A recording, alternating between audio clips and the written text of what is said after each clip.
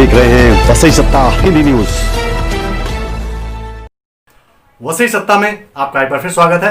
आज हमारे स्टूडियो में आए हुए हैं कृष्ण प्रचार करने वाले, कृष्ण भक्ति का प्रचार करने वाले प्रभु मदन मोहन दास जी। इनका मैं स्वागत करता हूं।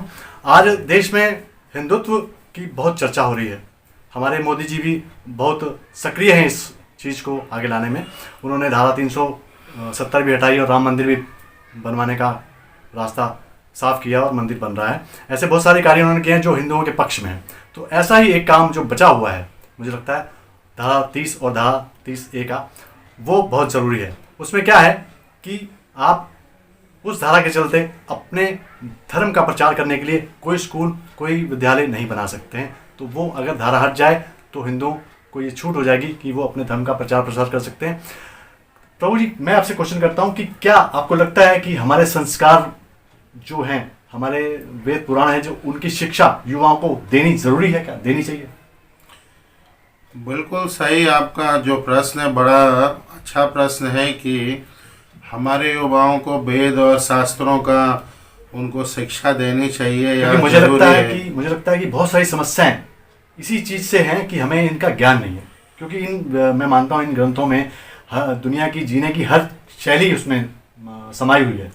बिल्कुल ठीक कह रहे हैं आप, बिल्कुल ठीक कह रहे हैं। हमारे शास्त्रों में लिखा गया है, धर्म विहीन नर पशु समाना। जो लोगों को धर्म के बारे में मालूम नहीं, जिन लोगों को भी, चाहे वो दुनिया के किसी भी कोने में रहते हो, कहीं भी रहते हो, कौन सी भी भाषा बोलते हो, उनको धर्म के बारे में बहुत गहराई से जानना चाहिए। क्योंकि हमारे ऋषि मुनियों ने लिखा है, आचार्यों ने लिखा है कि धर्म के बिना जो जीव है, नर है, वो पशु के समान होता है।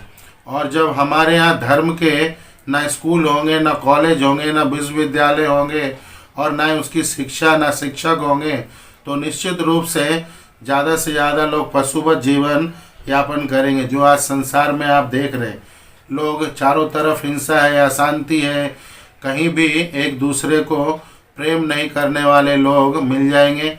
और पूरा दुनिया त्रस्त है। आज पूरा दुनिया में त्राहिमाम है, आतंकवाद फैला है और अनेक प्रकार के भाई बंधुवाद फैला है, अनेक प्रकार के रंग भेद, भाषा भेद, जाति भेद पूरी दुनिया में आक्रांत फैला हुआ है, दहशत फैले हुए। और आगे कैसे लोग अपना जीवन यापन करेंगे, एक बहुत बड़ा प्रश्न चिन्ह है। कि भय के माहौल में जीना, डर के माहौल में जीना, टेंशन चिंता के माहौल में जीना, जीवन में शांति नहीं होगा, प्रेम नहीं होगा, आनंद नहीं होगी, सरलता नहीं होगी, सहजता नहीं होगी। ये सब का भरपूर अभाव होगा धार्मिक जो हमारे धार्मिक इंस्टीट्यूशन नहीं होने के कारण।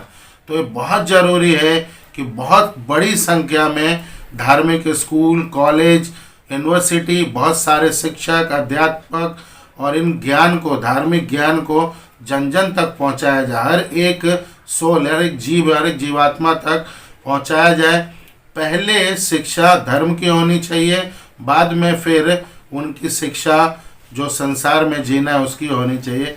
इस प्रकार से जब जीवन में संतुलन होगा, फिर उनका जीवन मंगलमय हो सकता है, प्रसन्नता भरा हो सकता है, आनंद से भरा हो सकता है।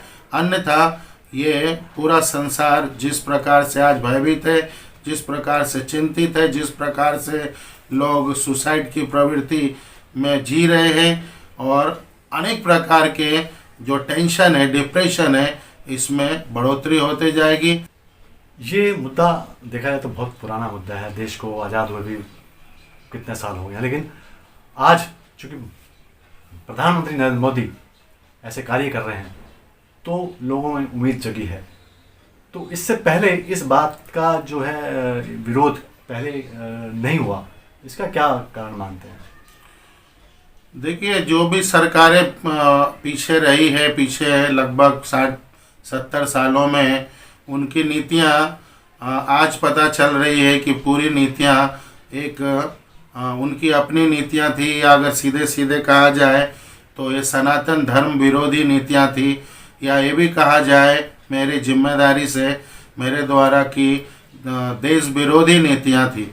और इसी के कारण इन चीज़ों को बिल्कुल भी ढक के रखा गया था, बिल्कुल भी उनको लोगों की जानकारी से दूर रखा गया था। चाहिए दूसरा जो पॉइंट इस धारा में 13A में आता है वो है कि आप मंदिरों में जो जिस पर सरकार का वर्चस्व है, चाहे वैष्णो देवी हो चाहे बड़े बड़े जो मंदिर हैं, वहाँ पे जो कलेक्शन होता है वो सरकार यूज़ कर लेती है समाज कल्याण में, लेकिन मस्जिद का, चर्च का, गुरुद्वारों का पैसा जो है वो अपने धर्म प्रचार के लिए या अपने धर्म के आगे उनको बढ़ाने के लिए यूज़ करते हैं।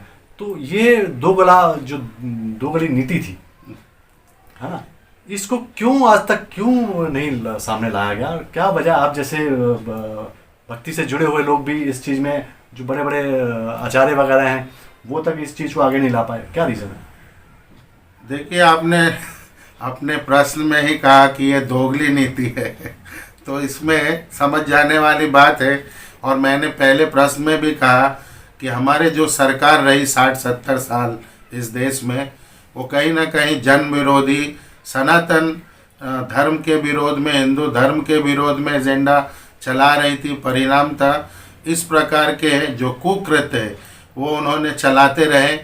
अब ये जो बड़ा मुद्दा है कि हिंदू धर्म का पैसा सरकारें ले लेती है, गवर्न करती है, अपने निजी या समाज सेवा के नाम पे उसको खा जाती है, आपस में बांट लेते हैं, और बाकी दूसरे धर्म का वो पैसा छूते भी नहीं, हाथ भी नहीं लगाते। जैसे मदरसों में जो जमा होता है, मस्जिदों में जो जमा होता है, कहीं ना कहीं आप समझते हैं कि कांग्रेस भी जिम्मेदार है इसकी? मैं यही तो कह रहा हूँ, 60-70 साल उन्होंने ही देश चलाया, उन्होंने ही कहा है। तो मतलब कांग्रेस को मान ले कि ये हिंदू विरोधी? हाँ, इसमें कोई दो राय नहीं है कि ये कांग्रेस सनातन धर्म का विरोध में अपना एजेंडा चलाती है, और ये कांग्रेस पार्टी पूरी तरह से मुस्लिमों का तुष्टीकरण की पार्टी है, और ये निश्चित रूप से सनातन धर्म को धीरे धीरे ख़त्म करने वाली पार्टी है। इनके सारे एजेंडा है, तो जल्द से जल्द ये बात सबको समझ आनी चाहिए।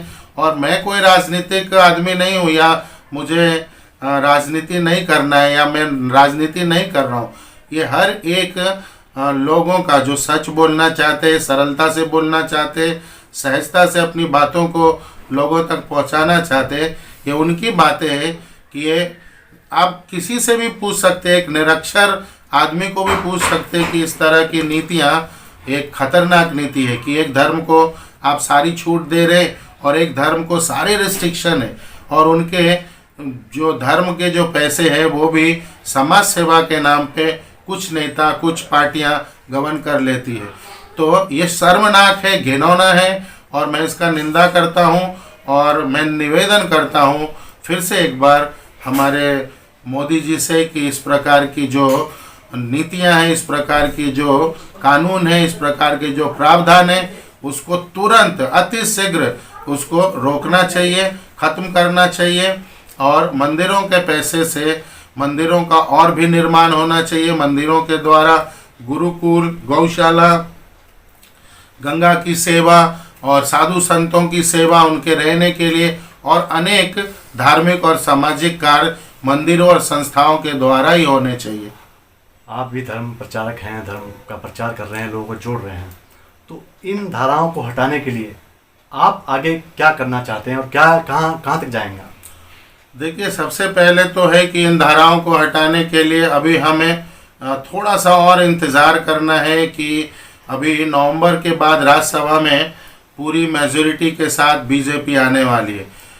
अभी हमारा प्रयास, हमारे लोगों का प्रयास चल रहा है, इस पे कई एप्लीकेशन, पिटीशन दिए जा चुके हैं कि धारा को हटाया जाए, और मैं समझता हूं कि नवंबर-दिसंबर तक इस पे कार्रवाई शुरू हो जाएगी, और नवंबर-दिसंबर के बाद हम लोग इसमें तेज़ी लाएंगे, और अगर ज़रूरत पड़ी तो इसके लिए हम लोग आंदोलन करेंगे, और किसी भी प्रकार से अगले साल आने वाला जो 2021 का वर्ष है उसमें प्रावधान आना चाहिए कि अगर कानून बने तो सबके लिए एक जैसा बने, और नहीं तो सबके लिए हटा दिया जाए, और जो भी पैसा जिस संस्थान को प्राप्त होता है वो संस्थान उसका अपने तरीके से वो खर्च करेगी, समाज सेवा में, धर्म की सेवा में, और अनेक प्रकार के जन कल्याण की सेवा में।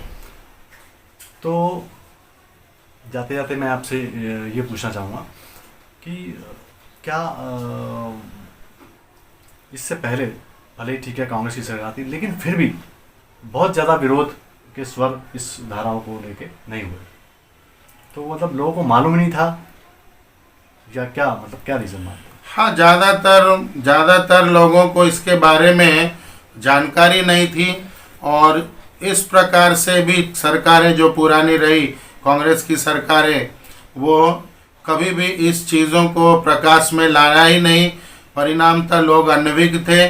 और जो दूसरी सरकारें थी ऑपोजिशन, जिसको आज 6 साल से मौका मिला है, उन्होंने भी इसको ऑपोजिशन में रहते हुए बहुत ज़्यादा प्रोपोगेट नहीं किया था। अपनी जिम्मेदारियों में कहीं ना कहीं चूक थी, लेकिन समय के साथ हर चीज़ बदलता है। पीछे क्या रह गए, क्या छूट गए, उसमें ना जा करके हमें भविष्य में जो करना है, सही कदम उठाना है और सबके लिए सोचना है, सबका कल्याण हो, मंगल हो, ऐसे कार्य करना है। तो इसमें भविष्य में जल्द से जल्द ये करना चाहिए और पीछे जो छूट गई वो उसके लिए ज़्यादा समय नहीं गवाना। अच्छा, अभी तक जो इस धारा की अभी भी जो स्वर हैं वो बहुत धीमे हैं। आपको लगता है कि जितना भी अपना संत समाज है या जो भी संस्थाएं हैं, धार्मिक संस्थाएं हैं, उनको एकजुट होकर एक बड़ा प्लेटफॉर्म बनाकर इस धारा को हटाने के लिए जो प्रयास करने चाहिए वो ज़रूरी है? उसके लिए क्या करना ज़रूरी समझते हैं आप? नहीं, देखिए, अभी 6 महीना तो हम लोगों का लॉकडाउन में चला गया कोरोना के कारण। अन्यथा ये जो मुद्दा है अभी तक बहुत आगे बढ़ा होता था, बहुत इसके लिए बड़ी बड़ी आंदोलन शुरू हो गई होती। लेकिन जैसे ही ये लॉकडाउन ख़त्म होगी, और निश्चित रूप से आप जो सोच रहे, बड़े बड़े जो हमारे अखाड़े हैं, बड़े बड़े संस्थाएं हैं, अनेक प्रकार के जो सनातन संप्रदाय है, इस पे बहुत ज़ोर शोर से अपनी मांग उठाने वाली, आंदोलन करने वाली है। और इस धारा को ख़त्म करके ही अब चुप बैठना है, चुप बैठेंगे, ऐसे सभी लोगों ने मन बना लिया है। सिर्फ और सिर्फ कोरोना का एक जो काल है, जो हमारे सरकार का एक निर्देश है कि डिस्टेंस बना के रखना है, भीड़ भाड़ नहीं करनी है और थोड़ा सा और हमें इस समय को निकाल देना है। तो इसी का इंतज़ार है। जैसे समय निकलेगा बहुत तेज़ी के साथ हम लोग इसके लिए एक साथ इकट्ठा होकर के एक सुर में जल्द से जल्द इसको ख़त्म करेंगे। और इन पैसों का जो दुरुपयोग हो रहा है, जो लोगों के दान का, डोनेशन का पैसा है, वो सही जगह तक, सही काम में, धार्मिक और सामाजिक कार्य में लगेगा। नेताओं की जो लूट है, बंदर बांट है, वो ख़त्म होगी, बहुत जल्द ख़त्म होगी। तो आपने इस चर्चा में भाग लिया, इसके लिए हम आपका आभार मानते हैं। फिर नई चर्चा के साथ फिर मिलेंगे, तब तक के लिए नमस्कार। आपके अपने चैनल को सब्सक्राइब करना ना भूलें, साथ ही बेल आइकन भी दबाएं।